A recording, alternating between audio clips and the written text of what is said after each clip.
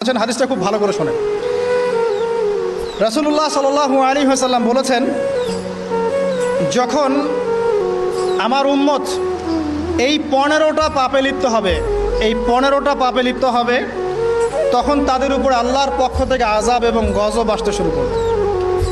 হাদিস আসলে অনেক আছে, কিন্তু সবগুলো বলার সময় থাকবে না। আমি মূল কয়েকটা বলছি, এগুলোর মধ্যে সব পড়ে যাবে ইনশাআল্লাহ।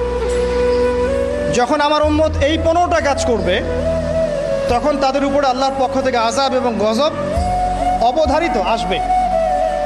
এক নাম্বার পাপ যখন এই উম্মতের মানুষ করবে, যখন তারা গনিমতের মালকে ব্যক্তিগত সম্পদ মনে করবে।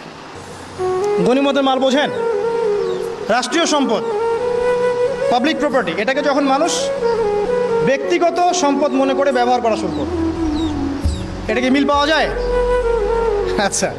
2 নাম্বার, যখন কারো কাছে আমানত রাখা হবে, আমানত, এবং সে এটাকে ব্যক্তিগত সম্পদ মনে করবে। বুঝতে পারছেন? আমানত রেখেছে, এটার খেয়ারত না করাটাই কর্তব্য, কিন্তু এটাকে যখন ব্যক্তিগত সম্পদের মতো মানুষ ইউজ করবে, শেষ করে ফেলবে, নষ্ট করে ফেলবে, তখন আল্লাহর আযাব আসবে। 3, যখন মানুষ যাকাত আদায় করাটাকে জরিমানা মনে করবে, যাকাত দিতে চাইবে না, যাকাতটাকে জরিমানা মনে করবে। কি সমস্যা, কি বার্ডেন, যাকাত আবার দেওয়া লাগে কেন? আমরা তো ট্যাক্স দেই। যাকাতকে মানুষ জরিমানা মনে করবে। একটু চিন্তা করে দেখবেন যে বাংলাদেশে কত % মুসলিম নামাজ পড়ে আর কত % মুসলিম যাকাত দেয়। শুধু যাকাতের টাকাগুলো যদি আমরা একত্রিত করতে পারতাম, বড় বড় মেগা প্রজেক্ট করা সম্ভব ছিল। অনেক বড় বড় প্রজেক্ট করা সম্ভব ছিল অনলি যাকাতের টাকা দিয়ে। আর যাকাতের টাকা এক বছরে শেষ হয়ে যায় না, পরের বছর আবার ঘুরে আসবে। ঠিক আছে, ইসলামিক ইকোনমিক্সের বেসই হলো যাকাত। এটা নিয়ে আমরা ইনশাল্লাহ আরেকদিন কথা বলব। 4 নাম্বার, যখন স্বামী, সমাজের স্বামী যারা আছে, এরা স্ত্রীদের আঁচল ধরে থাকবে। বুঝতে পারছেন? স্বামী স্ত্রীর আঁচল ধরে থাকবে, মানে স্ত্রীর অনুগত, স্ত্রী যা বলবে তাই। আচ্ছা, গায়রত নাই, মানে স্বামী পুরুষত্বের গায়রত নাই। 5 নাম্বার, যখন সন্তান মায়ের অবাধ্য হয়ে স্ত্রীর খেদমত করা শুরু করবে। যখন সন্তান মাকে দেখবে না, স্ত্রীকে দেখবে।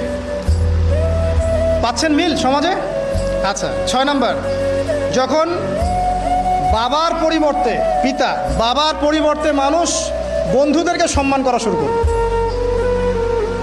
বাবাকে সম্মান করবে না, ফ্রেন্ড সার্কেলকে সম্মান করবে। সুবহানাল্লাহ। এরপরে আসেন 7, যখন, আমার কথা রাগ করেন না, এটা হাদিসে আছে, যখন সমাজের নিকৃষ্ট মানুষদেরকে নেতৃত্ব দেওয়া হবে। এটা হাদিসে আছে। সমাজের নিকৃষ্ট মানুষকে যখন নেতৃত্বের আসনে বসাবে মানুষ, তখন সমাজে আল্লাহর গজব আসবে। হাদিস তিরমিজি 2211 নম্বর। এরপরে 8, নবী সাল্লাল্লাহু আলাইহি ওয়াসাল্লাম বলছেন, যখন কোনো ব্যক্তিকে সম্মান করা হবে, তার টর্চার থেকে